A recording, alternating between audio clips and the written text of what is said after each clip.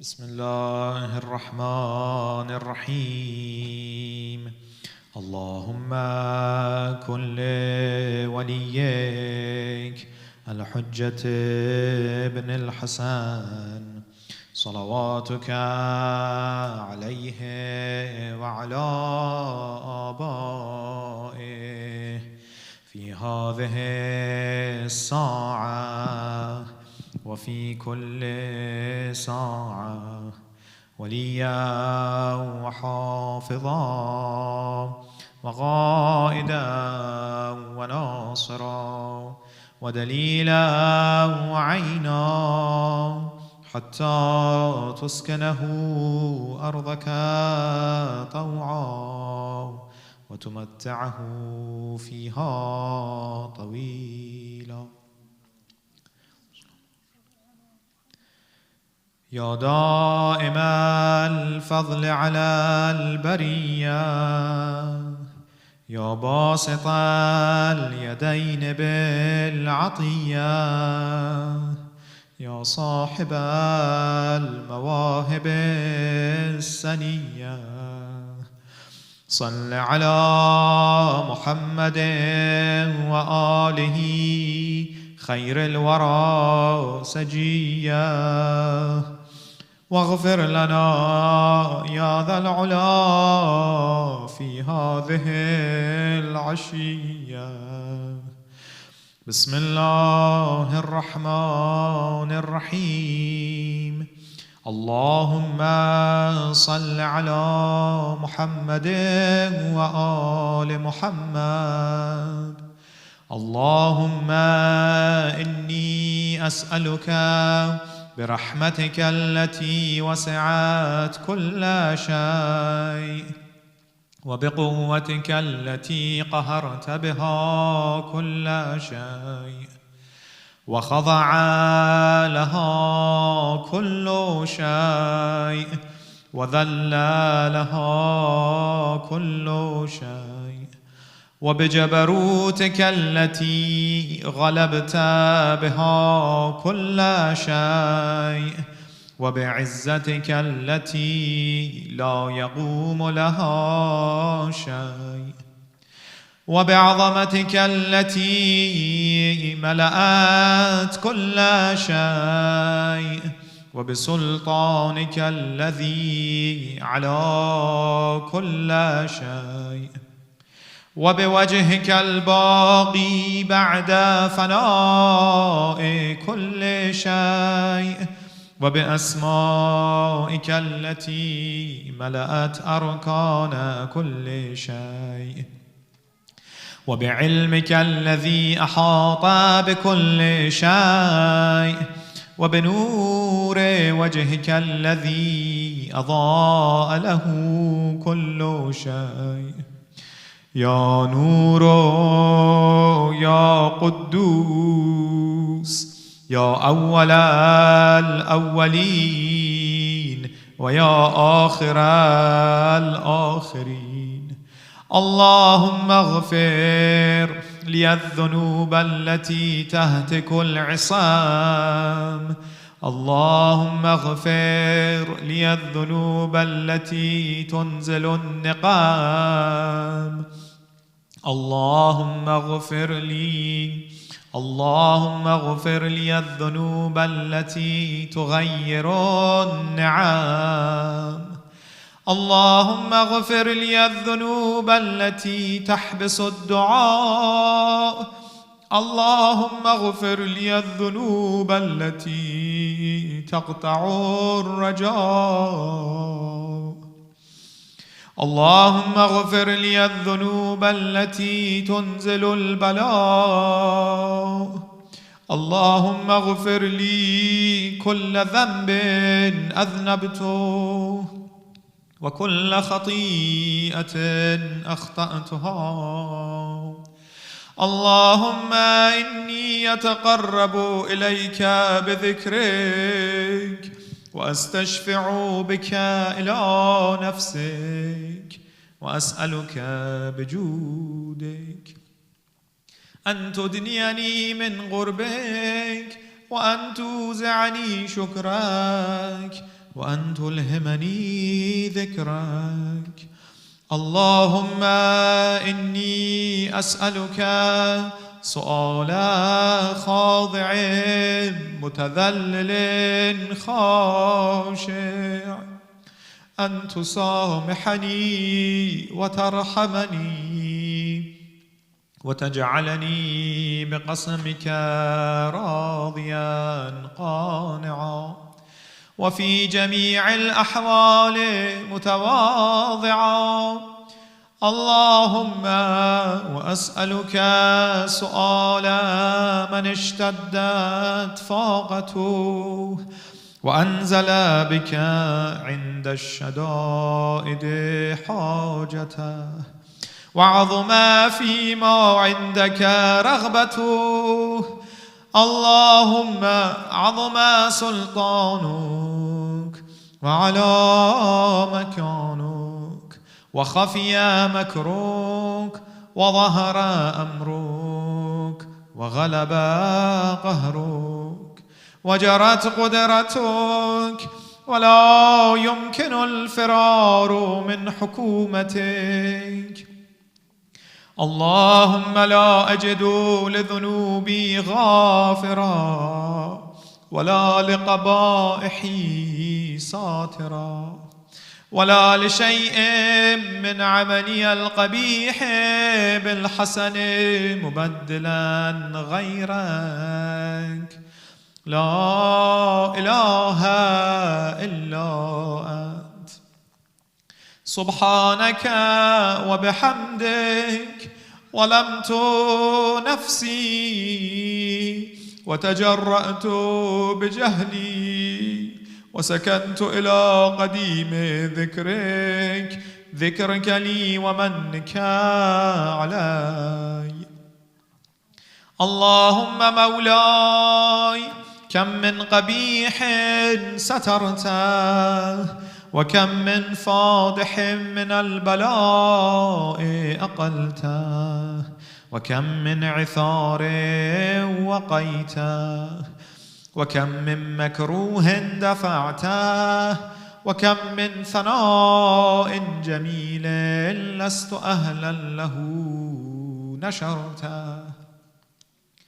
اللهم عظم بلائي وأفرط بي سوء حالي وقصرت بي أعمالي وقعدت بي أغلالي وحبسني عن نفعي بعد آمالي وخدعتني الدنيا بغرورها ونفسي بجنايتها ومطالي. يا سيدي فأسألك بعزتك ألا يحجب عنك دعائي سوء عملي وفعالي، ولا تفضحني بخفي ما اطلعت عليه من سري، ولا تعاجلني بالعقوبة على ما عملته في خلواتي من سوء فعلي وإساءتي ودوام تفريطي وجهالتي وكثرة شهواتي وغفلتي. وكن اللهم بعزتك لي في كل الأحوال رؤوفا وعلي في جميع الأمور عطوفا. إلهي وربي من لي غيرك أسأله كشف ضري والنظر في أمري. إلهي ومولاي أجريت علي حكما اتبعت فيه هوى نفسي ولم أحترس فيه من تزيين عدوي، فغرني بما أهوى وأسعده على ذلك القضاء، فتجاوزت بما جرى علي من ذلك بعض حدودك وخالفت بعض أوامرك، فلك الحجة علي في جميع ذلك، ولا حجة لي فيما جرى علي فيه قضاؤك، وألزمني حكمك وبلاؤك. وقد أتيتك يا إلهي بعد تقصيري وإسرافي على نفسي معتذرا نادما منكسرا مستقيلا مستغفرا منيبا مقرا مذعنا معترفا، لا أجد مفرا مما كان مني ولا مفزعا أتوجه إليه في أمري غير قبولك عذري وإدخالك إياي في سعة من رحمتك. اللهم فاقبل عذري وارحم شدة ضري وفكني من شد وثاقي. يا رب ارحم ضعف بدني ورقة جلدي ودقة عظمي، يا من بدأ خلقي وذكري وتربيتي وبري وتغذيتي. هبني لابتداء كرمك وصالف برك بي يا إلهي وسيدي وربي.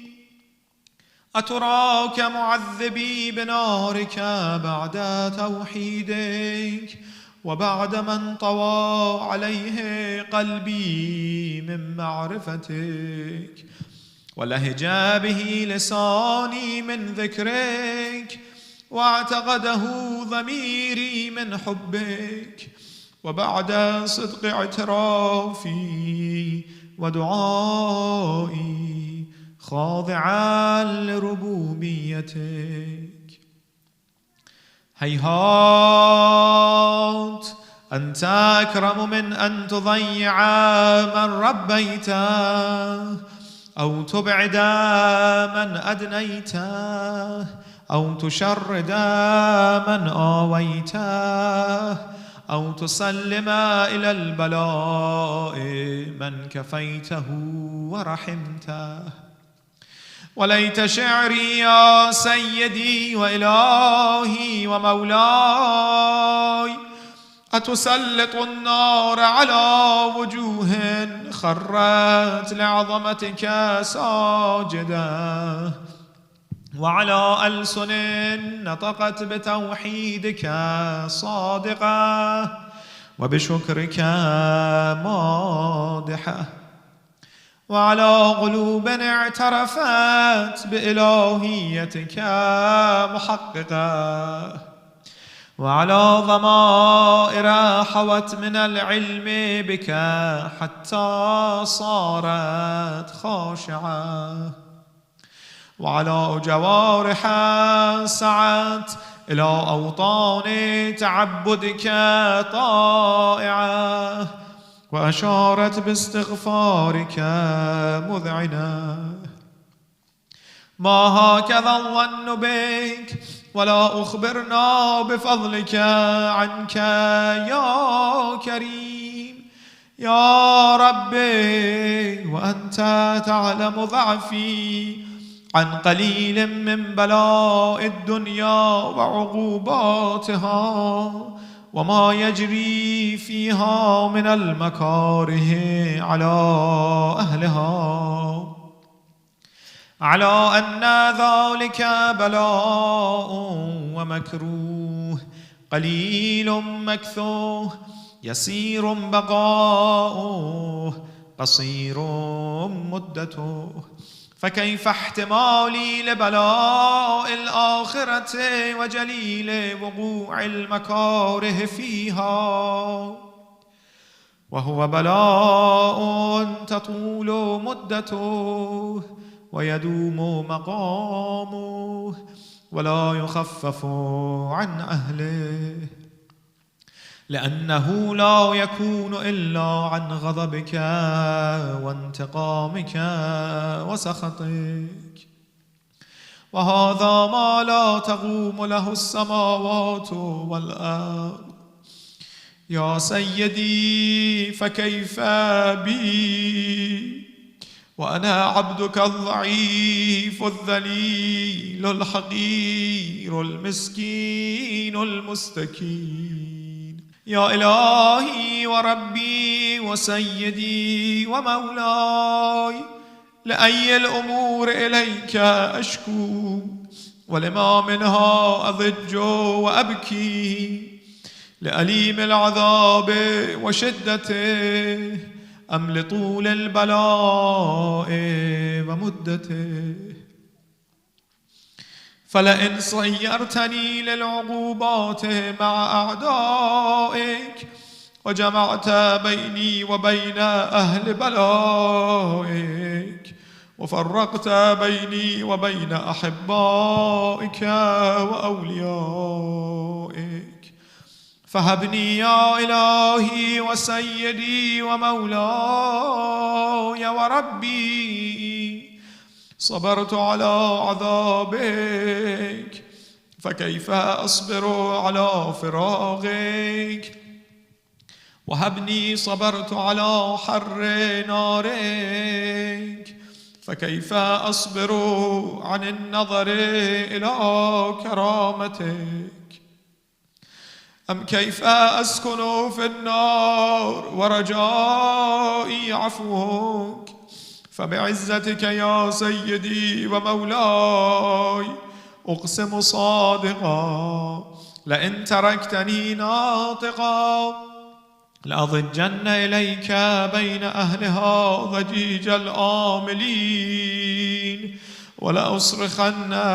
ولأصرخن إليك صراخ المستصرخين، ولأبكين عليك بكاء الفاقدين، ولأنادينك أين كنت يا ولي المؤمنين، يا غاية آمال العارفين، يا غياث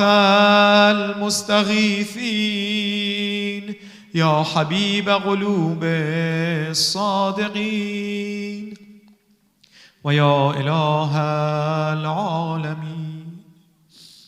أفتراك سبحانك يا إلهي وبحمدك تسمع فيها صوت عبد مسلم سجن فيها بمخالفته وذاق طعم عذابها بمعصيته، وحبس بين أطباقها بجرمه وجريرته، وهو يضج إليك ضجيج مؤمل لرحمتك، ويناديك بلسان أهل توحيدك، ويتوسل إليك بربوبيتك. يا مولاي فكيف يبقى في العذاب وهو يرجو ما سلف من حلمك؟ أم كيف تؤلمه النار وهو يأمل فضلك ورحمتك؟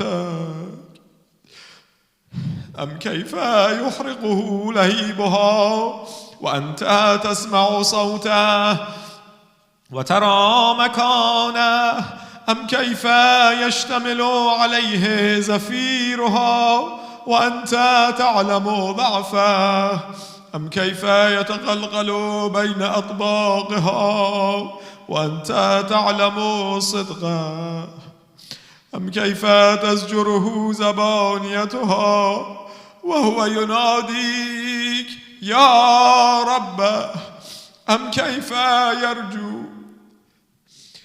كيف يرجو فضلك في عتقه منها فتتركه فيها؟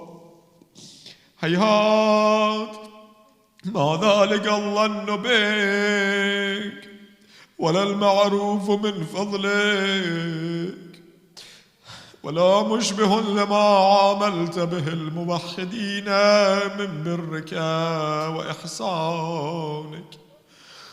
فباليقين أقطع لولا ما حكمت به من تعذيب جاحديك وقضيت به من إخلاد معانديك لجعلت النار كلها بردا وسلاما، وما كان لأحد فيها مقرا ولا مقاما.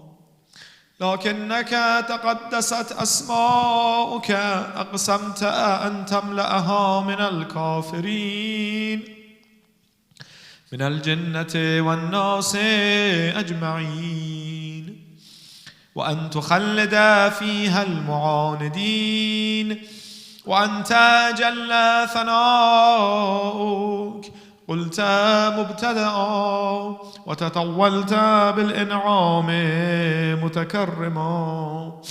أفمن كان مؤمنا كمن كان فاسقا لا يستوون.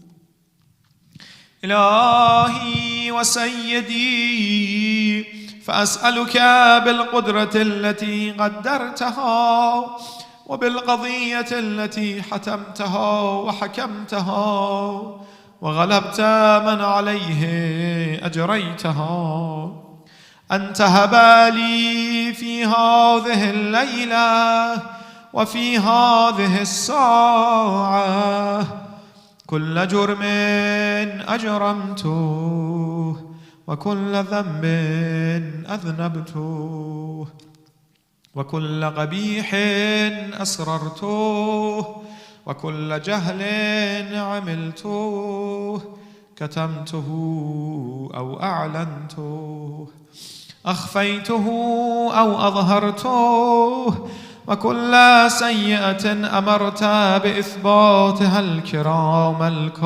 الكاتبين الذين وكلتهم بحفظ ما يكون مني وجعلتهم شهودا علي مع جوارحي، وكنت أنت الرقيب علي من ورائهم والشاهد لما خفي عنهم، وبرحمتك أخفيته وبفضلك سترته، وأن توفر حظي من كل خير تنزلوه أو إحسان تفضلوه أو بر تنشروه أو رزق تبسطوه أو ذنب تغفروه أو خطأ تستروه.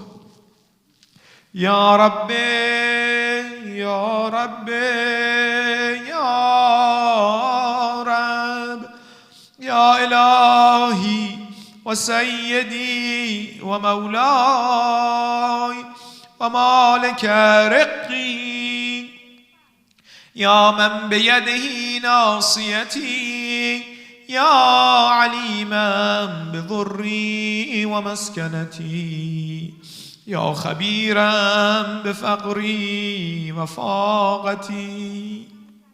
يا ربي يا ربي يا رب، أسألك بحقك وقدسك وأعظم صفاتك وأسمائك أن تجعل أوقاتي في الليل والنهار بذكرك معمورة وبخدمتك موصولة، وأعمالي عندك مقبولة، حتى تكون أعمالي وأورادي كلها وردا واحدا وحالي في خدمتك سرمدا.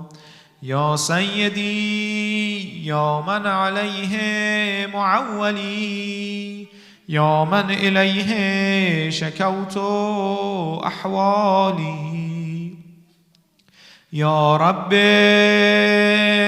يا ربي يا رب، قو على خدمتك جوارحي، واشدد على العزيمة جوانحي.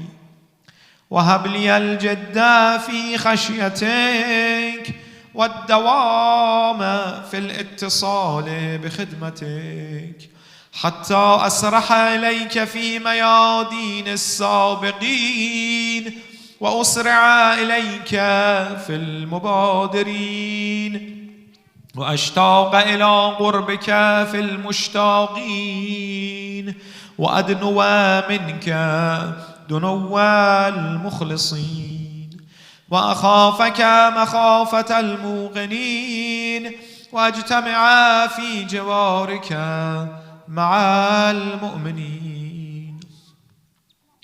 اللهم ومن أرادني بسوء فأرده، ومن كادني فكده، واجعلني من أحسن عبيدك نصيبا عندك، وأقربهم منزلة منك، وأخصهم زلفة لديك، فإنه لا ينال ذلك إلا بفضلك. وجد لي بجودك، واعطف علي بمجدك، واحفظني برحمتك، واجعل لساني بذكرك لهجا، وقلبي بحبك متيما، ومن علي بحسن إجابتك، وأغلني عثرتي، واغفر زلتي، فإنك قضيت على عبادك بعبادتك، وأمرتهم بدعائك، وضمنت لهم الإجابة. فإليك يا ربي نصبت وجهي، وإليك يا ربي مددت يدي، فبعزتك استجب لي دعائي، وبلغني مناي، ولا تقطع من فضلك رجائي. واكفني شر الجن والإنس من أعدائي. يا سريع الرضا يا سريع الرضا، اغفر لمن لا يملك إلا الدعاء، فإنك فعال لما تشاء. يا من اسمه دواء، وذكره شفاء، وطاعته غنى، ارحم من رأس ماله الرجاء، وسلاحه البكاء. يا سابغ النعم، يا دافع النقم، يا نور المستوحشين في الظلام، يا عالما لا يعلم، صل على محمد وآل محمد، وافعل بما أنت أهله. وصلى الله على رسوله والأئمة الميامين من آله، وسلم تسليما كثيرا. صلوات.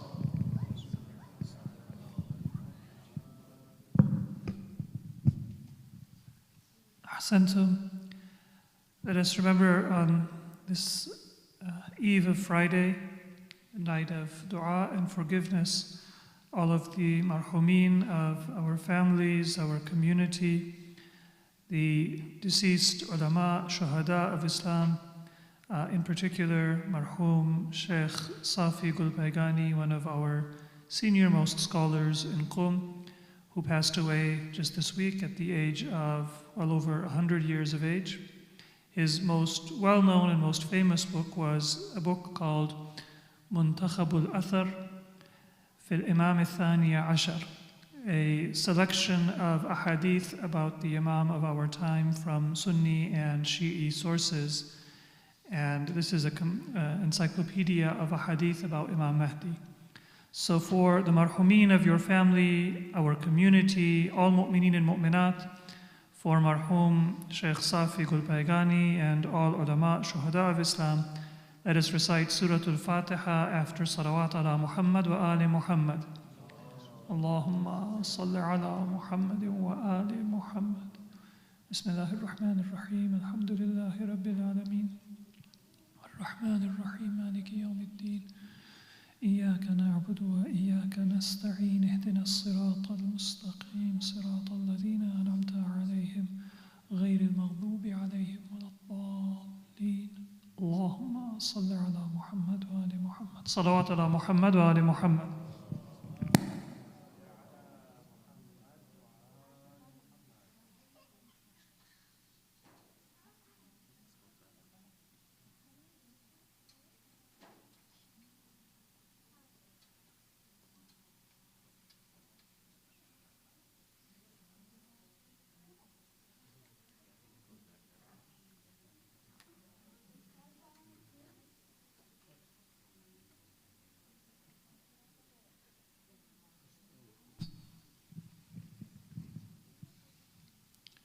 Inshallah, we'll begin the Jashan celebration in just a few minutes.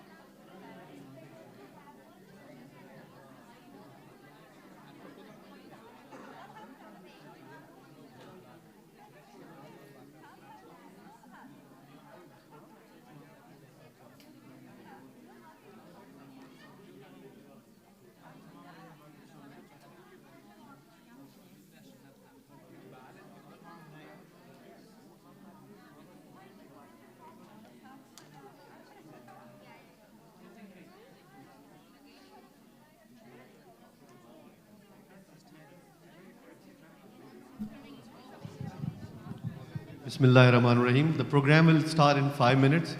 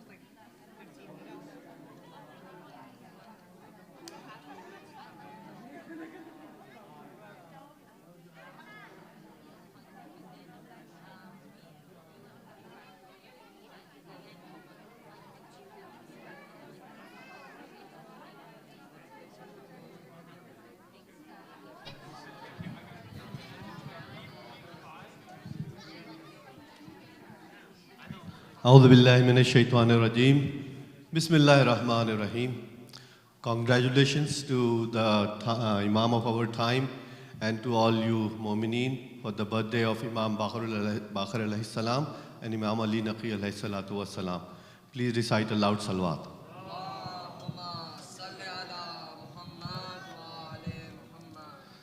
He who remembered us or in whose presence we are remembered, and as a result tears flow from his eyes, even though they may be in the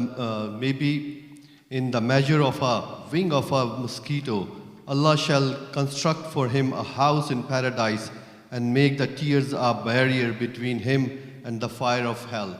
Bar Muhammad wa ali Muhammad salawat.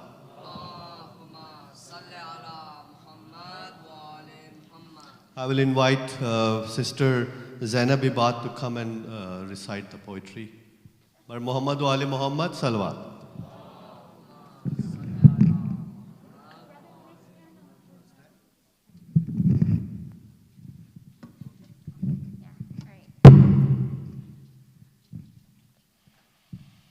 Assalamu alaikum, everybody. Rajab Mubarak to everyone, of course. All right.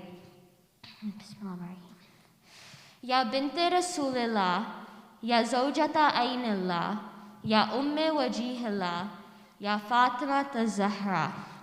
You were mercy for Rahmatan lil Alameen, a shelter for Haidar, a shelter for Allah's deen. A cradle for Hasnan, Zainab and Kulthum, the Jadda of Mahdi, Masoom ibn Masoom.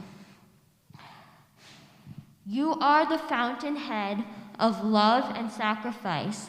No wonder you were named the Lady of Paradise. Ya binti Rasulillah, Ya Zawjata Aynillah, Ya Umme Wajihillah, Ya Fatima Zahra. O daughter of Ahmad, Zawja of Murtada, O mother of Hasnan, Ya al-Aima. The weight of every role you bore so perfectly that Allah spread tathir from your identity. Look, this is Fatima, and this is her father, and this is her husband, and this is her progeny. Unzurhum Fatima, Abuha Ba'luha, Banuha Ahlul Bayt, Taharahum Tatahira. Ya binti Rasulillah, Ya Zawjata Aynillah, Ya Umme Wajihillah, Ya Fatima Zahra. In marriage, loyalty, content in poverty, as parent keeping faith during adversity. When working with Fida, preaching equality, when feeding the needy, teaching humanity. Your virtues are unmatched, Ya Umme Abiha. Your model worthy of Sayyidun Sina. Ya binti Rasulillah, Ya Zawjata Aynillah, Ya Umme Wajihillah, Ya Fatima Zahra. Tending your father's wounds, sustaining Vizalat, protecting Saqifa, protecting Imamat. Your challenge did not die until the day you died. Your khutbah will survive every era and tide. We shall never concede that might is always right. Your protest shall endure, O Our Lady of Light. Ya binti Rasulillah, Ya Zawjata Aynillah, Ya Umme Wajihillah, Ya Fatima Zahra. Salawat.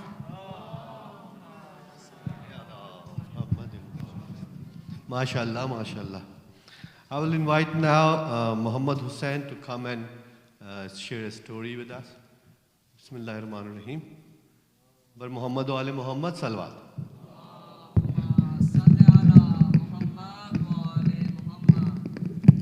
Assalamu alaikum, dear respected Sayyid, respected elders, aunties, uncles, and friends. Jashan Mubarak to everyone. I will be reading a story about Imam Muhammad al-Baqir alayhi salam. One of the companions of the Holy Prophet, Jabir ibn Abdullah Ansari, was in the presence of the Holy Prophet. He asked the Prophet about the names of descendants from his daughter Bibi Fatima and Imam Ali alayhi salam. The Prophet told him, "O Jabir, you will have a long life, but although you will go blind, you will meet the fifth in line of my descendants, whose name will be my name, who will walk like me, and who will be the fifth Imam of the time. When you meet him, give my salams to him." As predicted by the Holy Prophet, Jabir ibn Abdullah Ansari had a long life and became blind in his old age. But he devoutly waited for the time when he would meet the fifth Imam. Each morning he would come out from his house, sit by the roadside, and wait for the sound of footsteps to recognize the fifth Imam. One such day, while he was waiting in a street of Medina, he heard someone walking towards him. The sound of footsteps reminded him of the way the Holy Prophet used to walk. Jabir stood up, stopped the man, and asked him his name. He replied, "Muhammad." Jabir asked, "Whose son?" He replied, "Ali ibn Hussein." Jabir immediately recognized the man he was talking to. It was the fifth Imam. He embraced him and told him the Imam the message of salam relayed by the Prophet. Imam Muhammad al-Baqir alayhi salam took him to his home and asked his friends to gather as many people as they can. When they all assembled in his house, the Imam asked Jabir to tell the whole story again. Jabir narrated the story. They all cried and agreed in unison of the imamat of the fifth Imam and also the names of the other 7 Imams in his line up to the 12th Imam. The Imam then put his hand on the blind eyes of Jabir next to him and prayed. The next moment, the blind man's eyesight was restored. From this inspiring story, I have learned that if you are patient, even if it takes years or decades, good things will come back to you. Just as Jabir ibn Abdullah Ansari waited for many years to meet Imam Baqir alayhi salam, we can do the same for when we are waiting for our 12th Imam, Imam Mahdi Ajalallahu Ta'ala Farjak.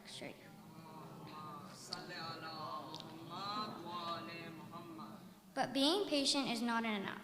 We have to be vigilant and always do what Allah wants us to do, while also being patient. Thank you. Salawat.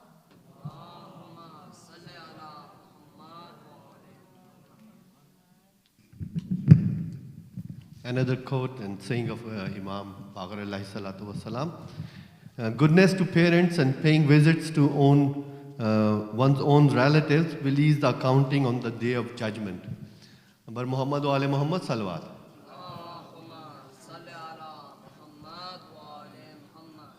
I will request Brother Ibrahim to come and recite the Qasida. Bar Muhammad wa ali Muhammad salawat.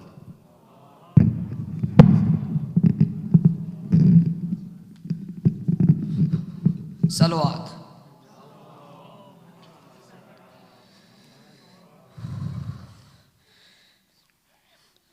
Amir al-Mu'minin,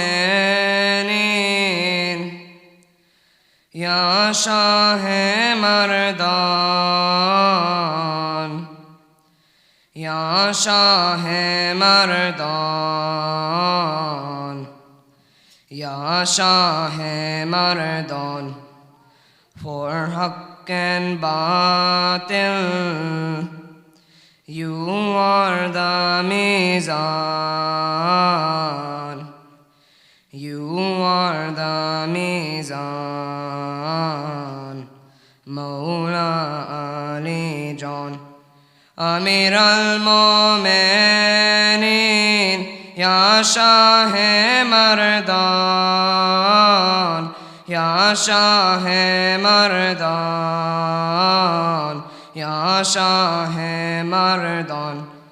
For haqq and batil, you are the mizan.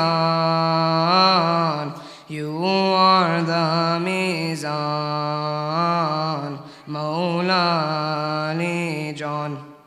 Ali, you are the one no one could assail.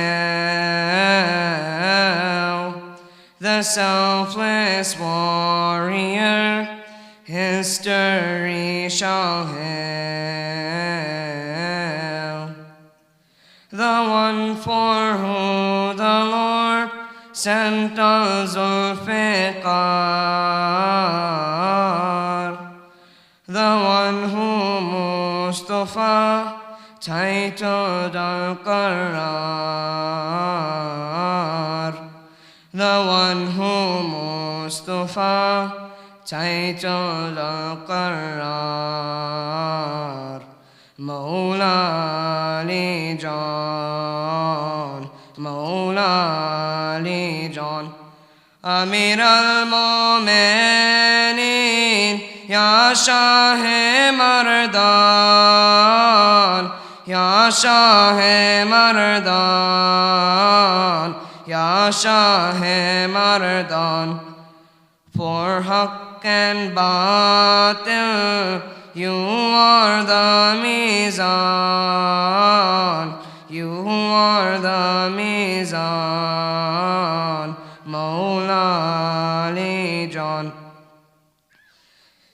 Your mother Fatima, she named you Haidar,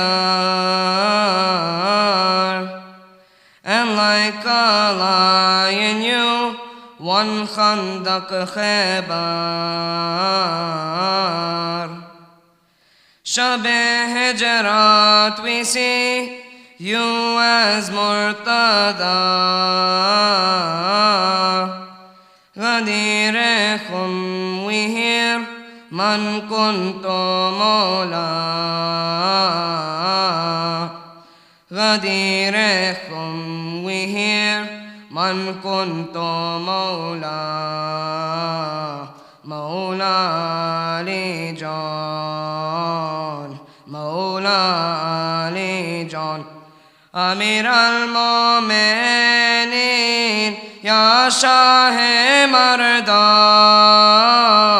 Ya Shahe Mardan, Ya Shahe Mardan. For Haqq and Batil, you are the Mizan, you are the Mizan, Mawla Ali John. Your patience, piety, moral excellence, your knowledge, empathy, peak of eloquence. If your example Muslims could embrace,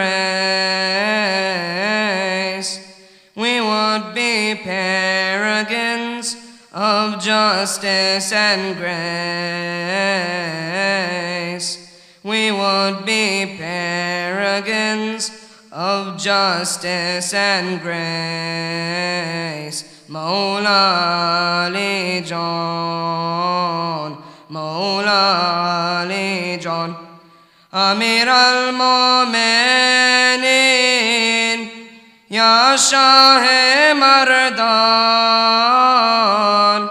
Ya Shahe Mardan, Ya Shahe Mardan. For Haqq and Batil, you are the Mizan, you are the Mizan,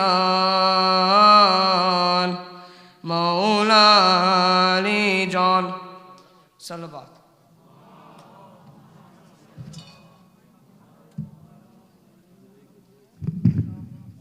MashaAllah, MashaAllah.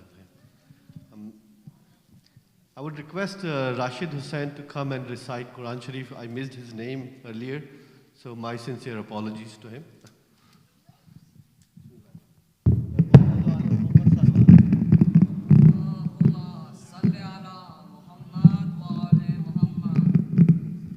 Sallallahu ala Muhammad wa ali Muhammad.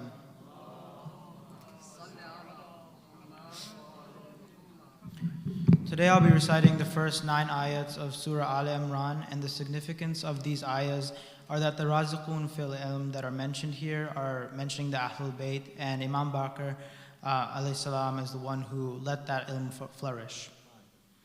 أعوذ بالله من الشيطان الرجيم بسم الله الرحمن الرحيم ألف لام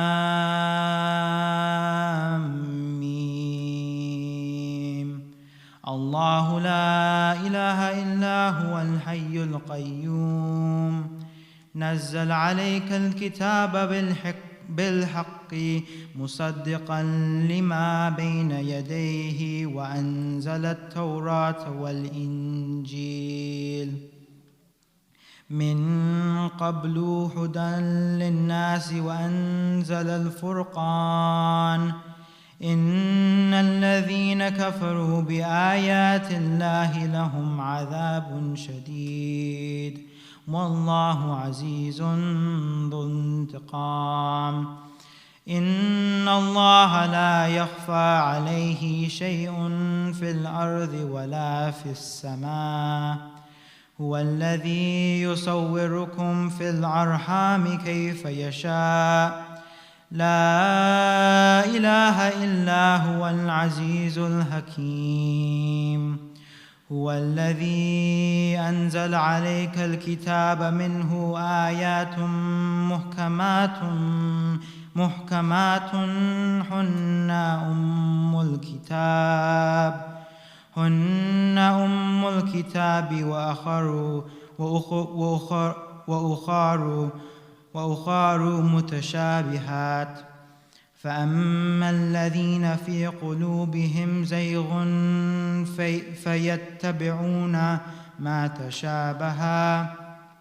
ما تشابه منه ابتغاء الفتنة وابتغاء تأويله وما يعلم تأويله إلا الله والراسخون في العلم يقولون آمنا به كل من عند ربنا وما يذكر إلا أولو الألباب ربنا لا تزغ قلوبنا بعد إذ هديتنا وهب لنا من لدنك رحمة إنك أنت الوهاب ربنا إنك جامع الناس ليوم لا ريب فيه إن الله لا يخلف الميعاد صدق الله العلي العظيم صلوات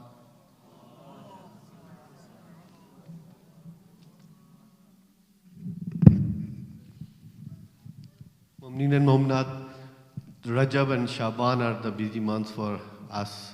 And if someone is interested in sponsoring any event, please contact Sister Khurshid and Sister Rizwana for the sponsorship. I will request Honorable Hujjatul Islam Maulana Sayyid Sulaiman Hassan Abdi to come and address the Majlis. Bar Muhammad wa ale Muhammad Salwa.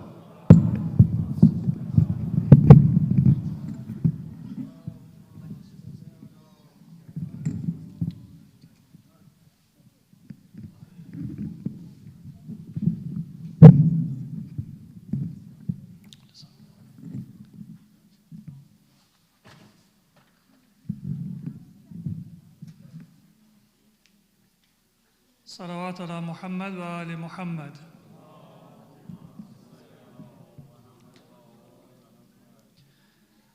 أعوذ بالله من الشيطان الرجيم بسم الله الرحمن الرحيم الحمد لله رب العالمين بارئ الخلائق أجمعين والصلاة والسلام على أشرف الأنبياء والمرسلين المبعوث رحمة للعالمين شفيع المذنبين وحبيب قلوب الصادقين سيدنا ومولانا أبي القاسم محمد اللهم صل على محمد وعلى أهل بيته الطيبين الطاهرين ولعنة الله على أعدائهم إلى قيام يوم الدين رب اشرح لي صدري ويسر لي أمري واحلل عقدة من لساني يفقه قولي أما بعد صلوات على محمد وآل محمد.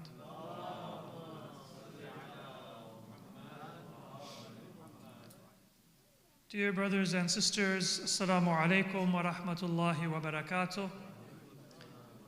And congratulations to all of you, Mubarak. Today was the first day of the month of Rajab, and that is a very special and a sacred month.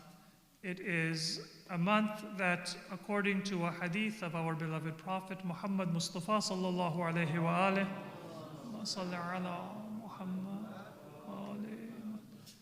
even before Islam, the Arabs of Hijaz used to honor this month because it was a month when people would go for Umrah, for the pilgrimage or the smaller pilgrimage, the lesser pilgrimage to the Kaaba.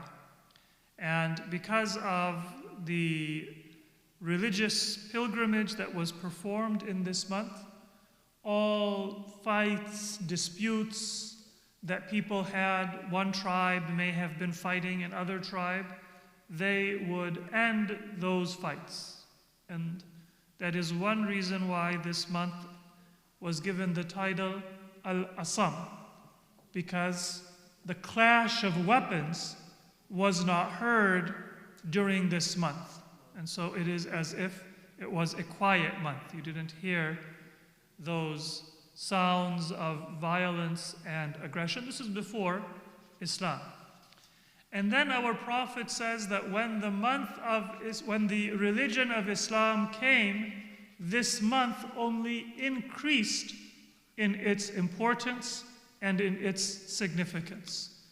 For Islam, it is not just that warfare comes to an end, although that is also part of our teaching that among the 4 months of the Islamic calendar in which fighting and warfare are prohibited, Rajab is one of those months. That is part of the teaching of Islam as well. But in addition, this month has a special kind of religious and spiritual significance. That is why another title of this month is al-Asr, the month when God's mercy pours down from the heavens onto the earth.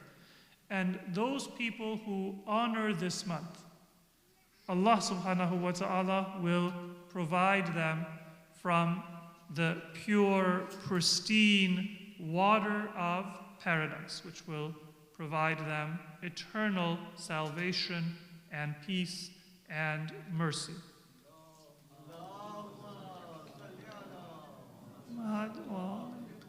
So how do we honor this month? Well, one of the ways that we honor this month is that we plant a seed that is going to gradually grow and give us fruit. And this is very similar to how in the spring you may plant a seed, and then just 2 months later, 3 months later, you'll have vegetables or fruit that you will see. They will sprout, and then they will grow, and then you can enjoy that meal. Rajab is the beginning of that season of religious and spiritual growth. And we plant a seed in Rajab. And then we water that seed in the month of Rajab and in the month of Sha'ban. And then in the month of Ramadan, the 3rd month in the season, that is when we will see the fruit and we will benefit from what we have planted, what we have grown in the previous months. So there is a season of spiritual growth, just like there is a season to plant and then you harvest, you get what you have planted. The beginning of this month, think of it not as winter, but as the spring, in which we are going to plant, not plants for food, but rather practices for our spiritual growth. The most important thing that we can do is istighfar. And that means to ask Allah to forgive and to cover up our sins and our shortcomings. And what that means is that we have to think, what are the things that I need to work on?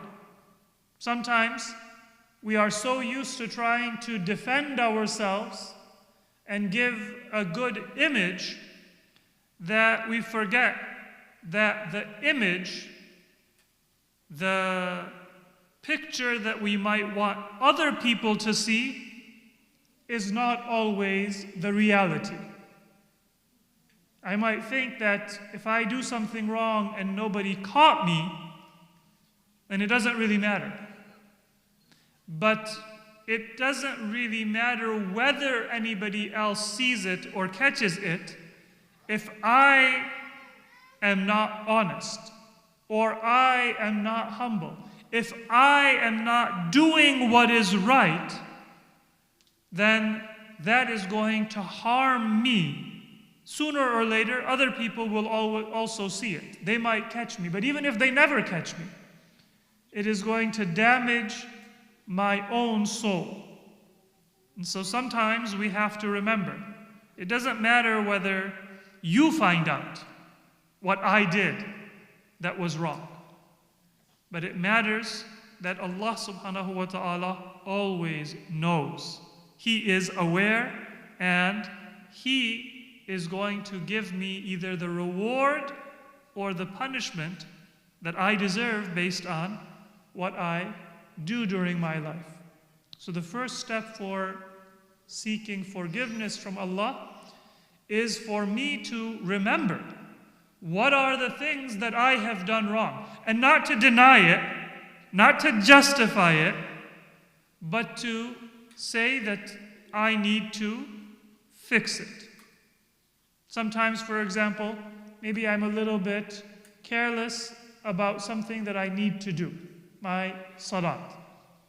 And I might think that, well, I wasn't feeling good, so of course it was hard for me to wake up for Fajr. Or I had to stay awake late because I had homework, and so I was not able to wake up for my morning prayer. We recognize that there was a mistake, but rather than acknowledge and then fix the mistake, we make an excuse for ourselves. It's not that big a deal. It's not such a big problem. And that makes it harder for us to fix. Because once I make an excuse for myself, what am I doing? I'm making it more likely that the second time it won't bother me as much. This excuse is already ready. So remember, what are my mistakes? And rather than make an excuse for myself,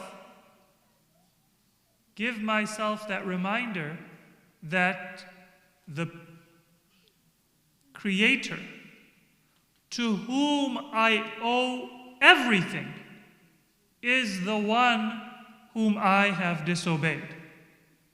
It's not whether it's a big deal or not, whether it's a big thing or not, but it is who told me to pray or told me to do good things, and I am forgetting, and that is Allah subhanahu wa ta'ala.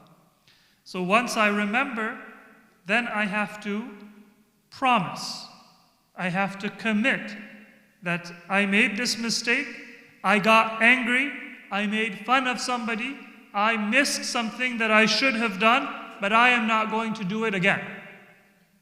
And that takes time for me to make the promise and remember the promise and then work to keep the promise. God forbid if I missed Fajr today, then just waking up for Fajr tomorrow is not going to solve the problem. But rather I have to keep on practicing and waking up until it becomes second nature. Until if you ask me, are you going to wake up tomorrow? I'm not going to say maybe, but I will be able to say definitely. And that's only going to be possible if I work and I remember and then I become sure that now I know when to sleep, I know how to set my alarm, I know that I am confident that I will be able to do the right thing. It's not enough that once I do my homework, once I do my prayer, once when I'm angry, I remember not to yell at you, not to hit you, or not to call you a bad name. But I have to make sure that whenever I am angry, I can control my temper. And I can stop myself from doing or saying something that is improper. That sureness that only will come if I work day in and day out. So I don't just say astaghfirullah. Oh Allah, I ask your forgiveness. But during this month of Rajab, I say to Allah, these are the things that I know are my faults. These are the things that you have told me to do. I am not doing them like I should. Remind myself. And then commit and work on fixing them. Day in, day out. Until a time will come when you will now feel sure that it's not going to be just a maybe, it will be definitely that I will not make that mistake again. That is istighfar. Another thing that we do in the month of Rajab is fasting. And the days are still short, they're getting a little bit longer, but this is the time for us to remind our body, remind our soul of the beauty and the benefits of fasting. Whether it be several days or even at minimum just one day in the month of Rajab, let us all make that effort that we will try to fast some of the days or at least one of the days of the month of Rajab. And the third thing that I will say is, this is a good time for us to try to reacquaint ourselves with recitation of Quran. In the month of Ramadan, that is the time for recitation of as much Quran as we are able, but the month of Rajab and the month of Sha'ban is when we can plant that seed, so that our recitation in the month of Ramadan, it will be faster, it will be more confident, and we will have the time then to think about what we are reciting, to read the translation. So we have to start from now so that we'll be able to read better when the month of Ramadan comes. Sallu ala Muhammad wa ali Muhammad. Just 3 things. There are many more things that we could mention. Forgiveness and reminding ourselves of what do I need to improve. Fasting and recitation of Quran. The fourth thing, and this brings us to the occasion that we are celebrating, is we also have to develop a close connection to our Prophet Muhammad and his family and progeny, salawatullahi wa salamuhu alayhim ajma'een.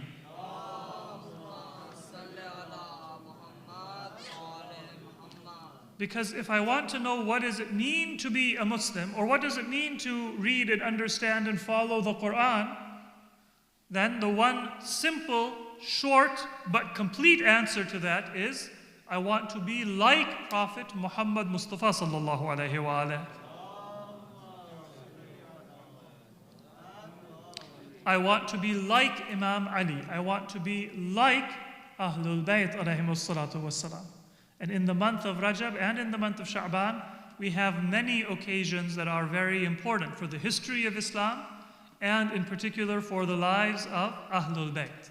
And maybe this was the plan of Allah subhanahu wa ta'ala, that He placed so many occasions in these months so that can serve as an opportunity for us to remember Ahlul Bayt, their lives, their teachings, and we can become more and more like them in preparation for the month of Ramadan.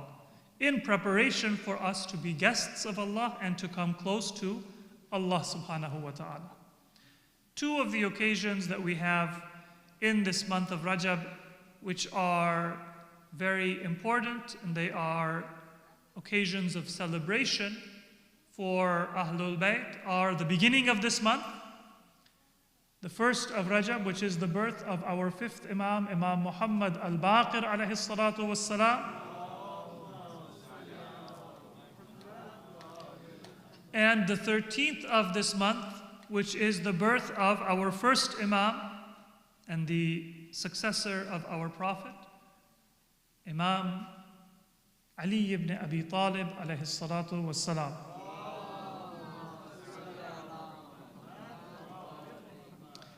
And then there are some narrations that say that our 10th Imam, Imam Ali al-Naqi al-Hadi alayhi salatu wassalam, was also born in the month of Rajab, in the beginning of the month of Rajab, on the 2nd or the 3rd or the 5th of this month. Although for our 10th Imam, Imam Ali Naqi alayhi salam, there is another narration that he was born in the middle of the month of Dhul Hijjah. So some of our Imams, there is a little bit of uncertainty about exactly when they were born, what day of the month it was, sometimes what month, sometimes even the year that is not known with certainty. In some cases, the place of birth, there are also more than one narration. And our 10th Imam, there is that uncertainty whether he was born in the month of Rajab or whether he was born in the month of Dhul Hijjah. But the birth in Dhul Hijjah is more well known. But I will mention both of our Imams because there is an occasion to remember them in the month of Rajab. Most of the time I will spend on Imam Muhammad Baqir, and I will talk briefly about his life and his teachings, and then just a few sentences about our 10th Imam, Imam Ali al-Naqi alayhi salatu wassalam. Sallu ala Muhammad wa ala Muhammad. Imam Muhammad Baqir alayhi salam, as we heard just before this speech, he was not just a grandson of our Prophet, but he was somebody that Prophet Muhammad sallallahu alayhi wa alihi told his followers is going to be born. And he told his chosen companions to wait for Imam Muhammad Baqir, and one of his companions, Jabir ibn Abdullah al-Ansari, our Prophet told him that he is going to survive when he will be old himself. And the Prophet said, give my salam and give your salam, your greeting, to my grandson, Imam Muhammad al-Baqir alayhi salatu wassalam.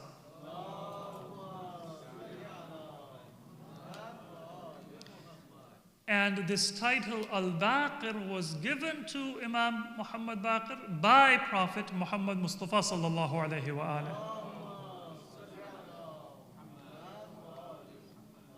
And it was used by our earlier Imams as well. His father, our fourth Imam, Imam Zayn al-Abidin, used to refer to his son as Al-Baqir. Why was this title given? Because the time of Imam Baqir was when people, they had understood the basic teachings of Islam. Initially, Islam was new for people. Let's say, for example, you are introduced to a new culture or a new language for the first time. Then it'll take you some time to feel comfortable and feel familiar with that language or with that culture. For the time of our Prophet's life and our earlier Imams, for the majority of Muslims, Islam was very new. Prophet Muhammad Mustafa sallallahu alayhi wa alayhi, he taught, Sallu ala Muhammad wa ala Muhammad. Sallu ala Muhammad. He taught people about Islam for 23 years. But most people accepted Islam not in the beginning. They accepted Islam at the end. So when our Prophet passed away, most Muslims had only been Muslim for some years or some months. 1 year, 2 years, or maybe a few months. The majority of Muslims, they hadn't been familiar with Islam for a long time. They were just newly introduced. And then when Islam began to spread in different parts of Arabia, to Iraq, to Persia, then it was after the time of our Prophet when people were introduced to Islam. Many of them didn't speak Arabic as a native language. So if somebody accepted Islam, they only heard about the teachings of Islam indirectly. And then maybe it was their children who became more familiar with Islam. So initially, Islam was still very new. And just the basic teachings of Islam, that was all that people could understand. There is one God, not many gods. There are certain foods that we are allowed to eat, and we have to treat our religious obligations with respect. We have to prepare in order to pray by washing ourselves, by cleaning our clothing, our bodies. Then we have to perform the salat in a certain way. So just these basic teachings of Islam, this was all that people were able to understand. But by the time of Imam Baqir alayhi salatu wasalam, several generations had passed. Now, people knew what the Quran was. People read the Quran. They knew what the basic teachings of Islam were. And the natural question comes, what next? At this point, there were two kinds of responses that people had. Once the basic teachings of Islam are familiar to you, one response was that some Muslims said, well, we're just going to read the Quran and we're going to think and we're going to discuss and we're going to make our own conclusions. I'll think about what is it that Islam is all about. What is the right way to practice my religion? What are the right things to believe about God, about our responsibilities as people? I will think, maybe I'll talk to you, we'll discuss, and I will make my own conclusions. And that's how many Muslims, they began to look at their religion. Something to discuss and to figure it out on your own. And people had many different ideas, some of them very far from the actual teachings of Islam, from the actual purpose of Islam. That was one way that people tried to answer the question, what next? What does all of this teaching mean? If I am Muslim, what do I do with my life? What are my goals? What are my responsibilities? The other approach is the approach that came from Ahlul Bayt alayhimus salatu wassalam.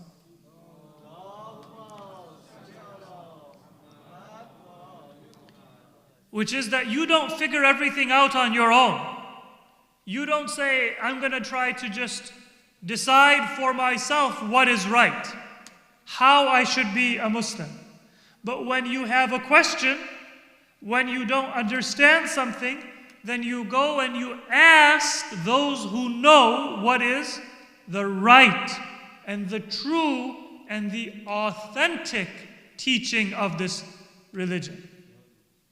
And so, the job of Imam Muhammad Baqir alayhi salatu wassalam was to take Islam from that first step, so people just know the religion, to understand what is deeper, what is the true purpose of this religion, what is the essence of this religion.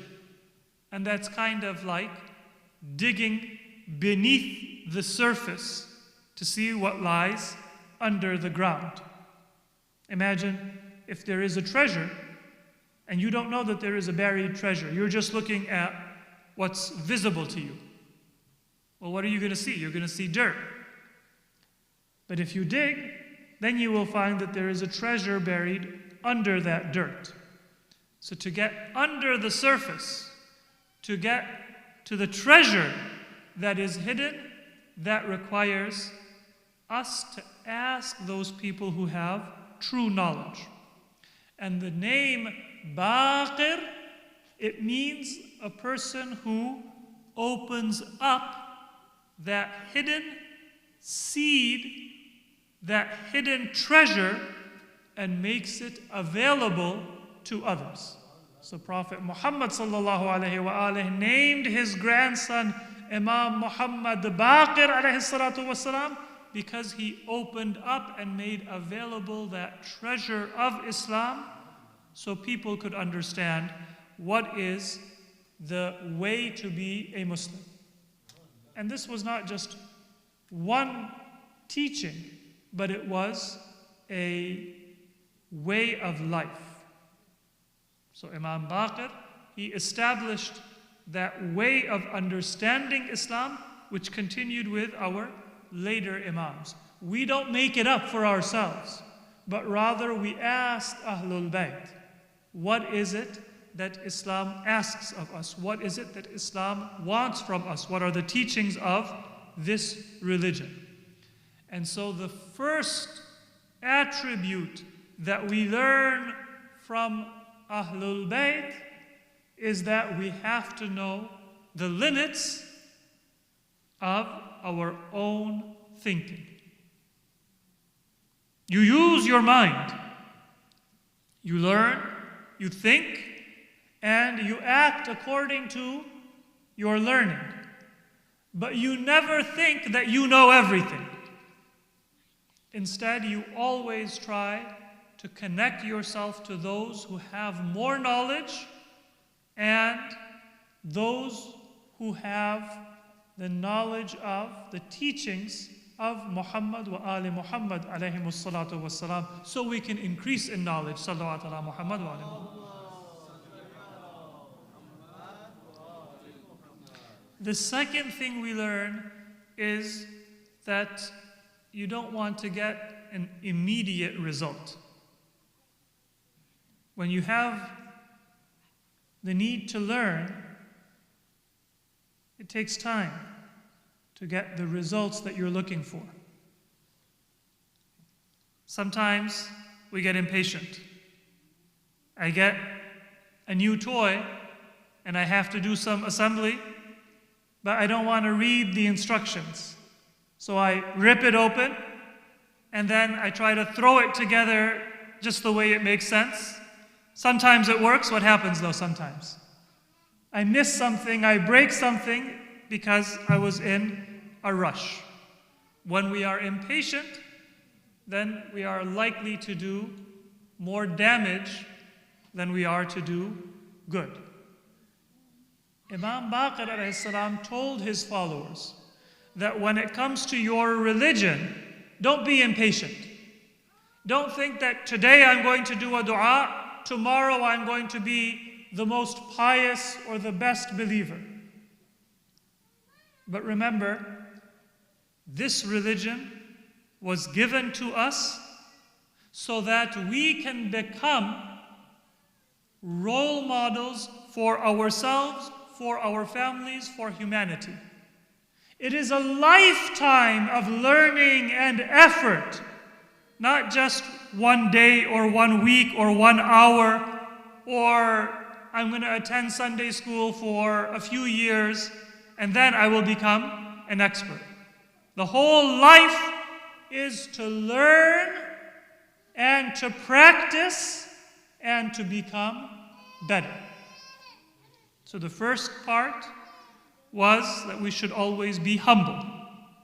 Don't just figure out things for ourselves and say that's all I need, but try to connect myself to somebody with learning. And the second thing is don't be impatient, but want to spend my entire life in the study, in the practice, and in the bettering of my Islamic knowledge. There is a teaching, a hadith of our fifth Imam, Imam Muhammad al-Baqir alayhi salatu wassalam. about the importance of knowledge and the way that we should acquire knowledge. The Imam says, مَا شِيبَ شَيْءٌ بِشَيْءٍ أَحْسَنُ مِنْ حِلْمٍ بِعِلْمٍ. No two things have been brought together better than to bring together hilm and ilm. One, you should have ilm, which is knowledge. Don't just take it lightly that I'm going to learn about my religion from YouTube or from Instagram or from what I see everybody else saying and doing.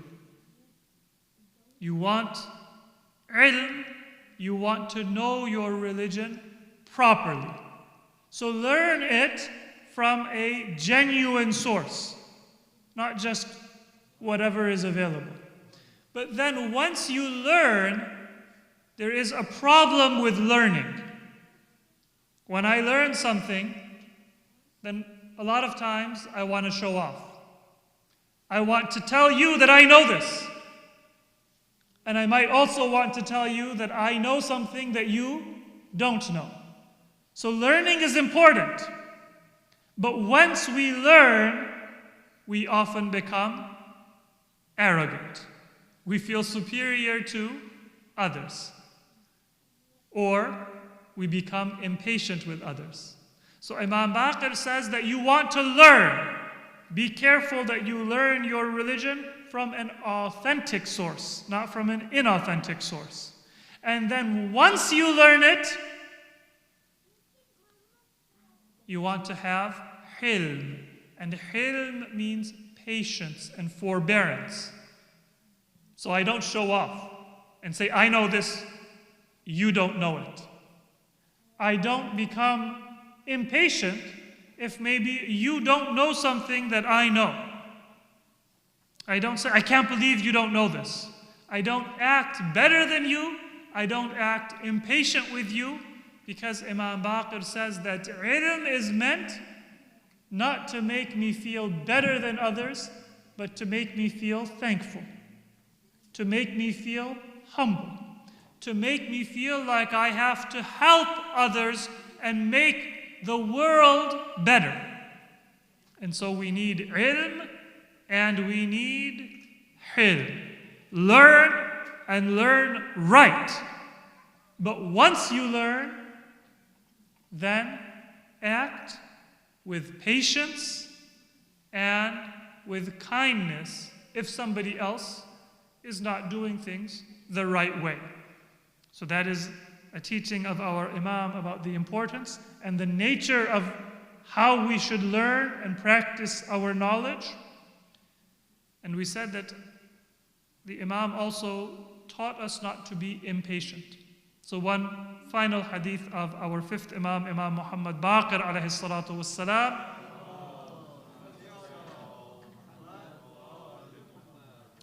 Reminding us the importance of patience in our practice, in our lives.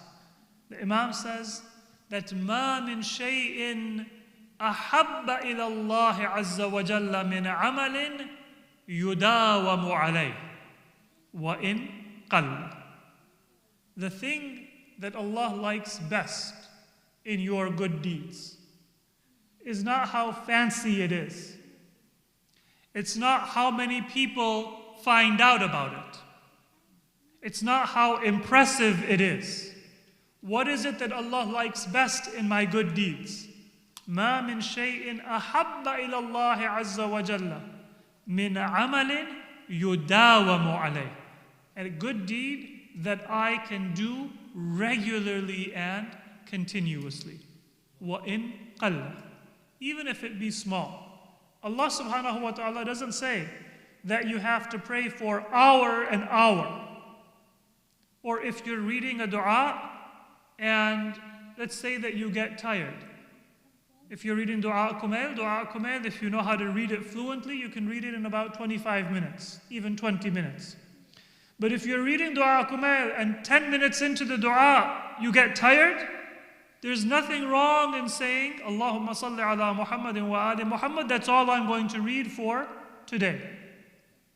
That's better to read a little bit of the dua, but to do so regularly, than to read the entire dua and say, all right, that's all for this month.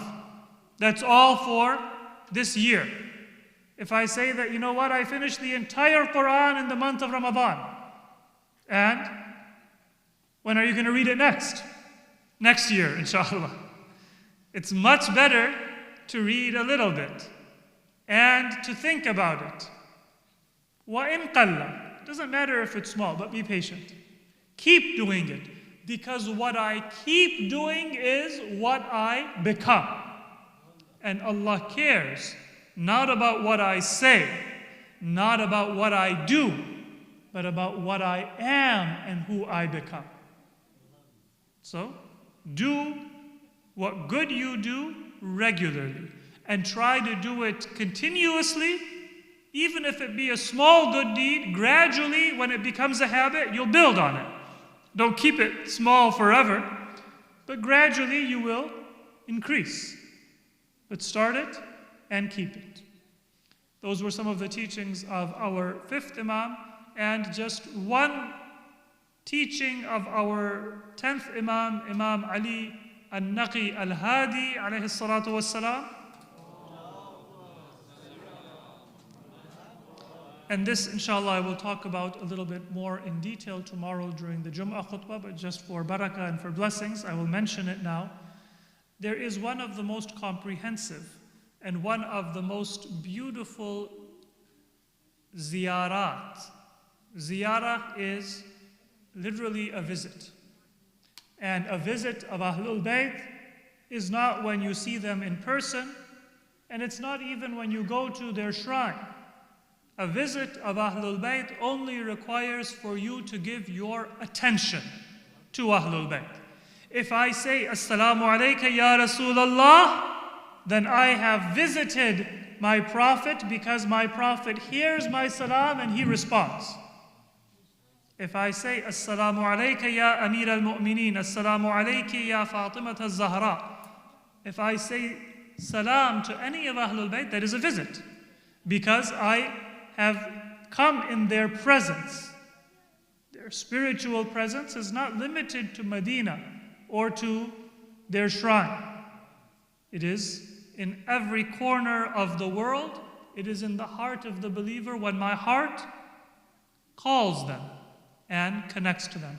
One of the most complete and one of the most beautiful ways to send your salam to any member of Ahlul Bayt, our Prophet, Lady Fatima, or any one of our 12 Imams, is known as az-ziyaratul jami'atul kabira, the complete, comprehensive, detailed ziyarah. And that ziyarat was taught to us by our 10th Imam, Imam Ali ibn Muhammad al-Naqi al-Hadi alayhim as-salatu was-salam.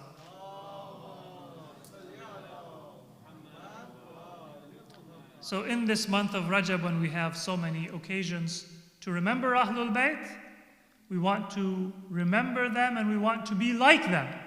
And we want to follow their path.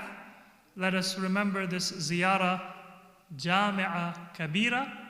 We can recite it in Arabic, or nowadays it's very easy. If you are driving somewhere, you're going somewhere, put it on YouTube and you can listen while you're exercising, while you're driving somewhere, but listen to those words. And if we can read the translation, then this is one way to visit your Imams and to get to know your Imams. And when we visit them and when we get to know them, then we develop a connection to them and they develop a connection and an affection for us. And when Ahlul Bayt develop an affection for us, then they help us and they protect us and they bring us closer to Allah subhanahu wa ta'ala. May Allah grant us in this month of Rajab the forgiveness of Allah and the company and the closeness of Ahlul Bayt alayhimus salatu wassalam. Sallu ala Muhammad wa ala Muhammad.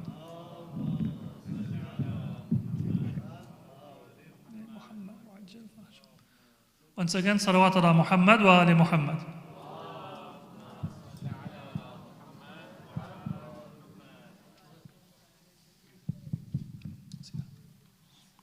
متوجه زيادة. السلام عليك يا رسول الله، السلام على علي أمير المؤمنين، السلام على فاطمة الزهراء سيدة نساء العالمين، السلام على الحسن والحسين وعلى علي بن الحسين ومحمد بن علي وجعفر بن محمد وموسى بن جعفر وعلي بن موسى ومحمد بن علي وعلي بن محمد والحسن بن علي والحجة بن الحسن القائم المهدي، عجل الله تعالى فرجه وسهل الله مخرجه وظهوره وجعلنا من أعوانه وأنصاره والمستشهدين بين يديه. صلوا على محمد وآل محمد.